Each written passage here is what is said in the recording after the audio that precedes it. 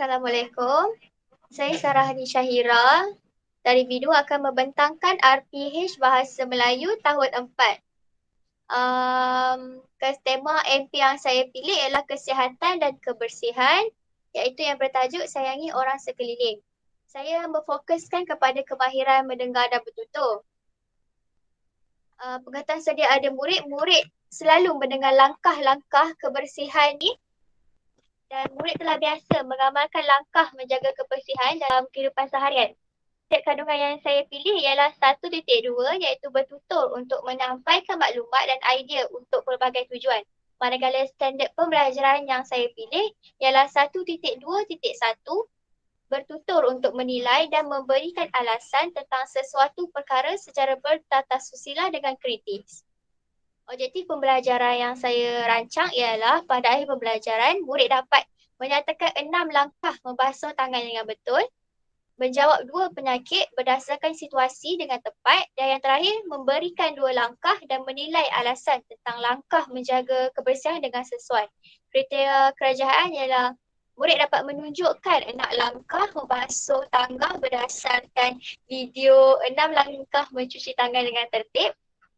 Murid dapat memberikan 2 penyakit berdasarkan situasi yang dilakonkan dengan betul, dan murid menilai langkah dan alasan tentang langkah menjaga kebersihan dengan tepat.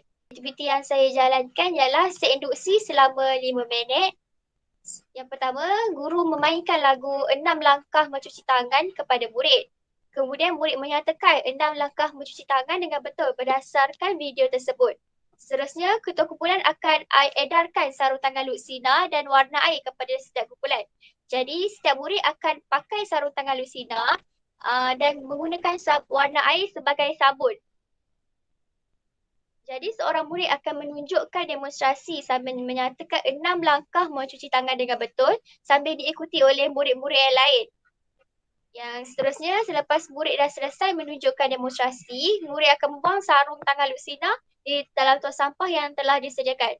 Kemudian guru akan bersoal jawab dengan murid tentang aktiviti tersebut.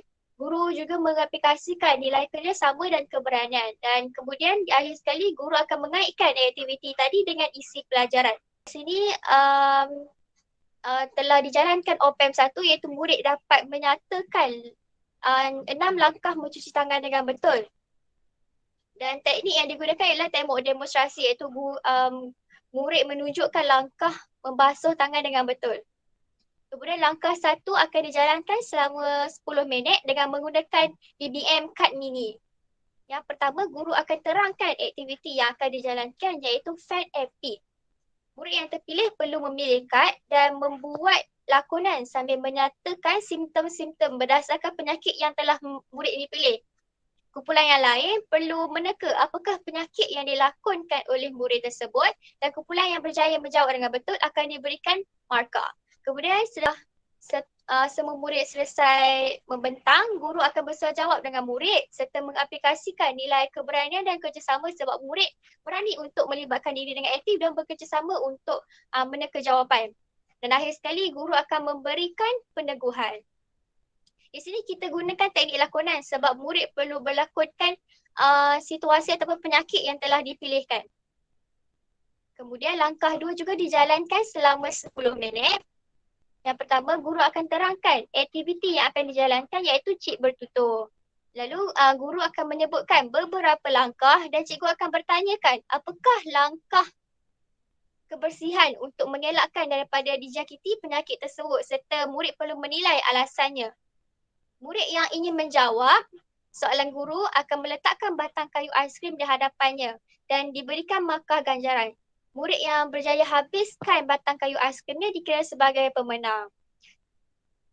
Setelah aktiviti ini selesai, guru akan membuat perbincangan jawapan dengan murid dan guru juga akan terapkan nilai-nilai keberanian, hormat menghormati dan kerjasama. Dan akhir sekali, guru akan memberikan peneguhan.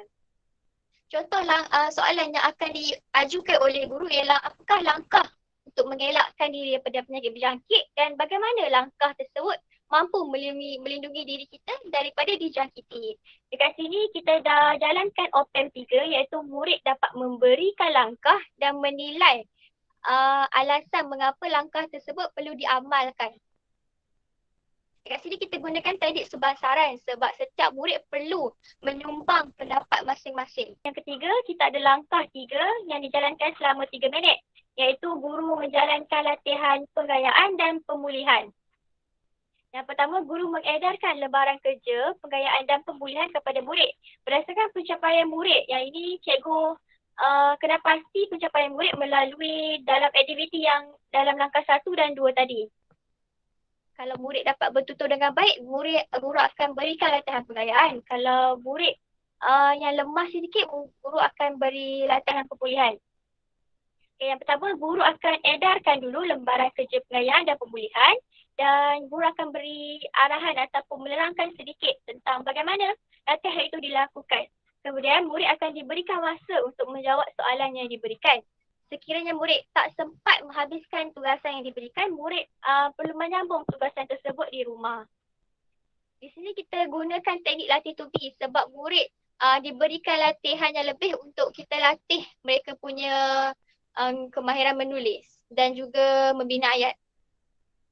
Dan yang terakhir kita ada penutup yang dijalankan selama 2 minit yang mana guru akan merumuskan isi pelajaran yang akan menguji kognitif murid dan guru akan rumuskan nilai murni untuk menguji sosial murid. Yang pertama, murid akan merumuskan isi pelajaran pada hari ini. Kemudian murid akan sebut langkah-langkah menjaga kebersihan diri berdasarkan apa yang mereka dah belajar tadi. Dan kemudiannya guru akan rumuskan pula nilai-nilai yang diperoleh oleh murid dan guru mengulas kriteria kejayaan murid lalu guru akan memberikan peneguhan. Sekian, itu sahaja pembentangan RPH daripada saya. Terima kasih. Saya buka si komen terhadap RPH yang telah saya hasilkan ini. Okay, mungkin dari pandangan saya, untuk seinduksi tu pada saya baguslah. Sebab dia punya aktiviti tu bukannya aktiviti biasa. Aktiviti tu dia lebih kepada seni punya. Sebab murid bermain dengan apa tu warna. Tapi mungkin dari segi objektif, ada yang saya perasan lah dekat RPH tu ada 3 objektif. Mungkin 3-3 objektif tu susah nak capai dalam masa setengah jam. Tapi mungkin disebabkan ada gabung jalin. Jadi dia terserah kepada kecekapan guru. Sama ada guru ni boleh laksanakan pengajaran dalam masa 30 minit untuk pastikan semua murid tu dapat capai 3-3 objektif tu. Jadi itu sahaja daripada saya. Okay, terima kasih kepada Sharifah atas komen yang diberikan. Kawan-kawan yang lain boleh berikan komen juga. Okay, pada pandangan saya pula. Okay, dari segi objektif tu mungkin boleh tulis macam kita pergi kepada objektif. Mungkin dari segi objektif pembelajaran tu menyatakan 6 tu mungkin boleh eja macam EM lah. Sebabkan daripada nombor 1 sampai 9 kita perlu eja. Dan lebih daripada tu baru kita tulis angka nombor tu. Okey, kemudian saya nak beri pendapat dari segi latihan pengayaan.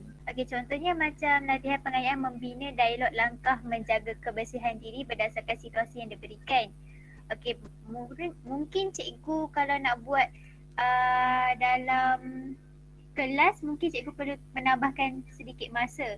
Sebab kalau guru suruh sambung tugasan tersebut di rumah, mungkin tak dapat nak capai iaitu objektif ataupun kemahiran mendengar dan bertutur. Sebab kalau murid nak sambung latihan pengayaan membina dialog tu mungkin agak sukar lah. Yang tu pendapat saya. Terima kasih Syairah atas pendapat. Ada komen-komen yang lain ke?